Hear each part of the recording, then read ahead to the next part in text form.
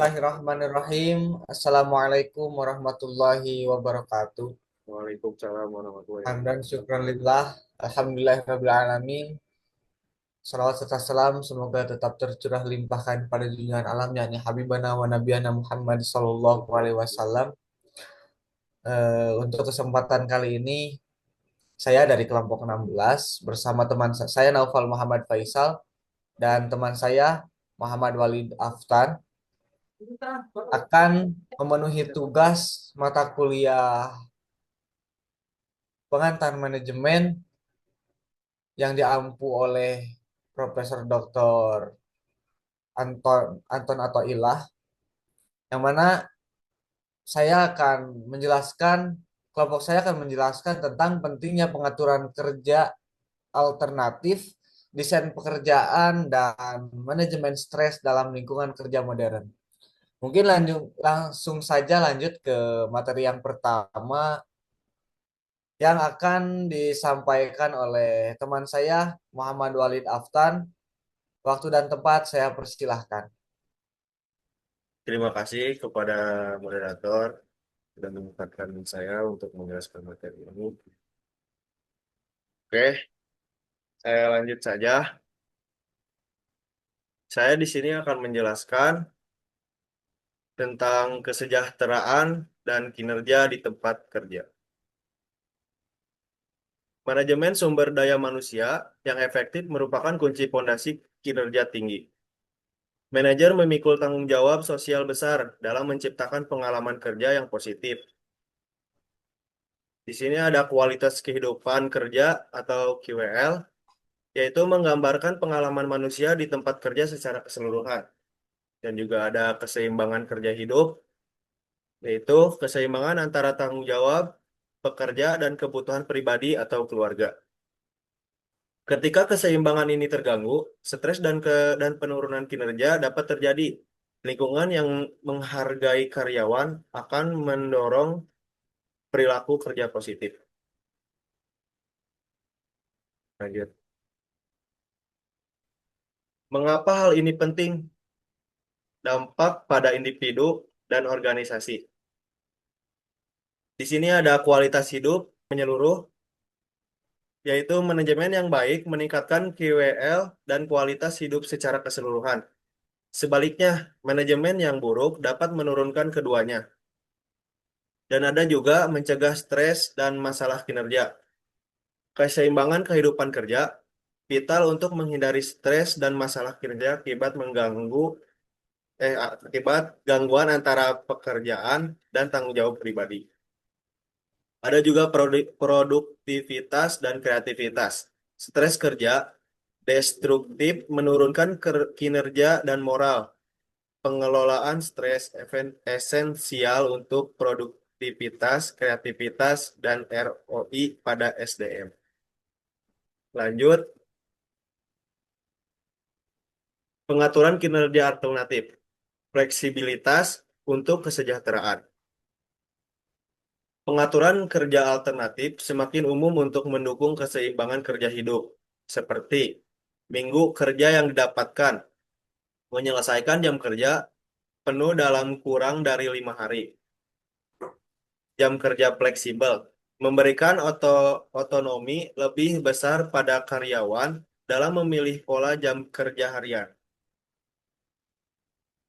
Pembagian kerja, satu pekerja pekerjaan penuh waktu dibagi antara dua atau lebih individu.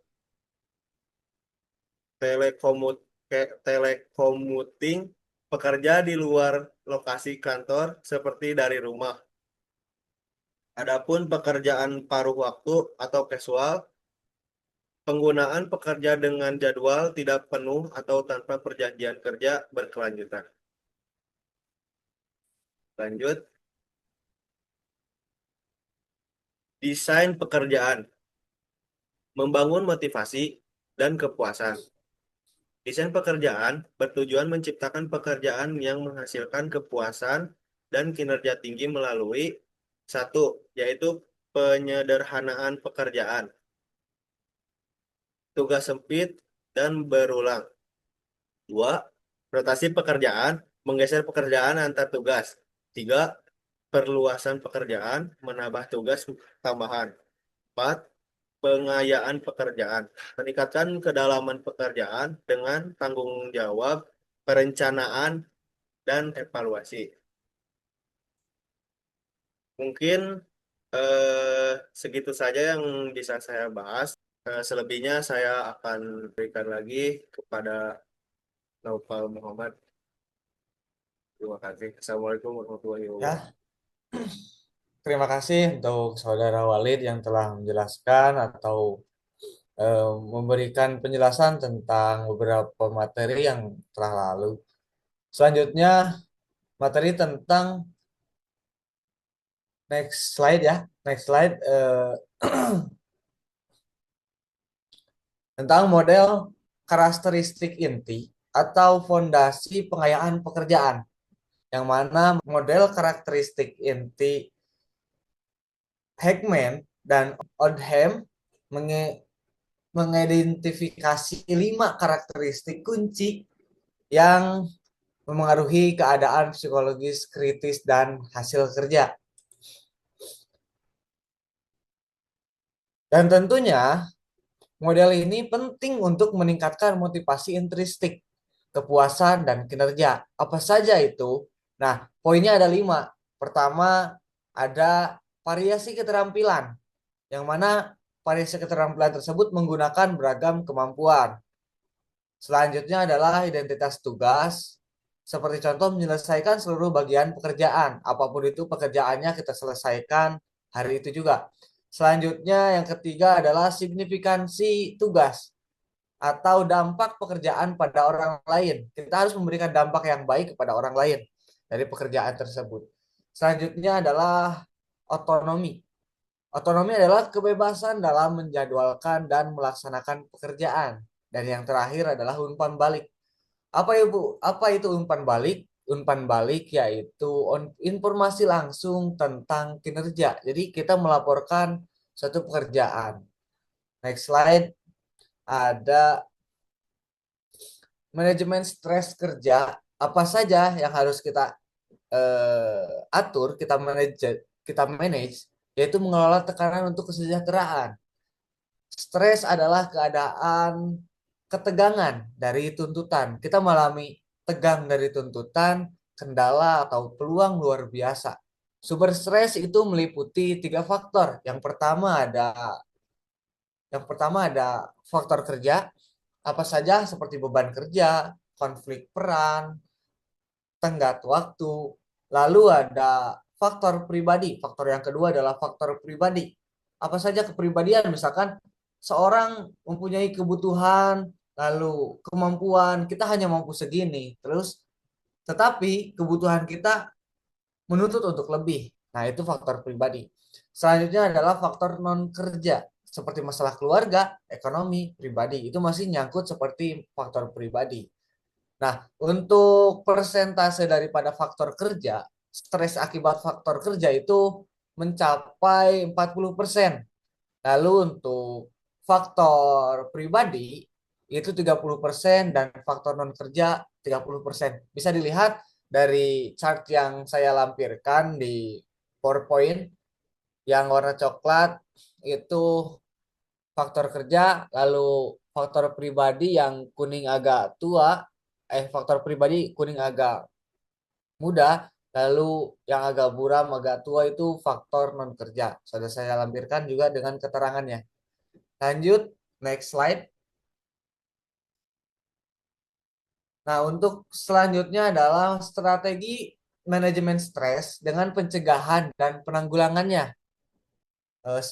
Bagian daripada strategi memanage stres yaitu pencegahan dan penanggulangan.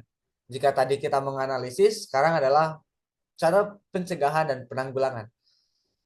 Manajer, terutama untuk manajer harus peka terhadap tanda-tanda stres dan memprioritaskan pencegahan. Apa saja? Yang pertama adalah pencegahan, identifikasi dan kurangi stres kerja atau non kerja melalui klarifikasi peran, desain pekerjaan, dan dukungan manajerial. Selanjutnya yang kedua adalah kesehatan pribadi. Kita harus mencegah dengan memanage kesehatan kita sendiri. Seperti disiplin diri dalam gaya hidup sehat, diet, olahraga, dan sebagainya untuk memanajemen stres preventif individu. Lalu yang ketiga adalah dukungan daripada organisasi. Apa saja? Yang pertama seperti program bantuan karyawan, dukungan bagi penyintas perampingan, dan program kesehatan karyawan. Seperti ada tunjangan kesehatan, tunjangan hari raya, itu sangat membantu untuk para karyawan. Selanjutnya yang terakhir adalah coping individu, yang mana coping individu adalah mengambil kendali, mengatur langkah, mencari dukungan sosial, membantu orang lain, olahraga, seimbangkan juga kerja dan rekreasi. Kita harus seimbang antara kerja dan rekreasi, jangan hanya kerja kerja kerja tanpa adanya rekreasi atau hiburan, atau bahasa istilah zaman sekarang adalah healing, seperti itu. Next. eh, Kesimpulan dari materi yang telah disampaikan oleh saya dan teman saya, bahwasanya lingkungan kerja modern menuntut pendekatan holistik dalam memanajemen sumber daya manusia dengan mengintegrasikan pengaturan kerja alternatif yang fleksibel, desain pekerjaan yang memberdayakan, dan strategi manajemen stres yang proaktif. Organisasi dapat menyimpulkan meningkatkan kepuasan dan motivasi intrinsik karyawan, lalu mengurangi dampak negatif stres terhadap kinerja dan kesejahteraan. Terakhir adalah menciptakan budaya kerja yang lebih sehat, bahagia, dan produktif.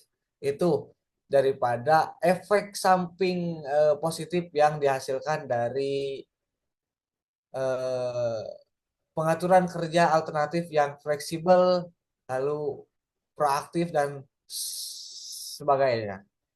Juga para manajer di sini mempunyai peran krusial dalam membentuk masa depan pekerjaan yang lebih baik bagi semua, baik itu karyawan, bagi dirinya, dan bagi perusahaannya. Oke, mungkin eh, next. Terima kasih dan telah menyimak presentasi dari kelompok kami. Saya Naufal Muhammad Faisal dan teman saya. Muhammad Nurdin Aston. Kami pamit undur diri. Mohon maaf sebesar-besarnya. Assalamualaikum warahmatullahi wabarakatuh.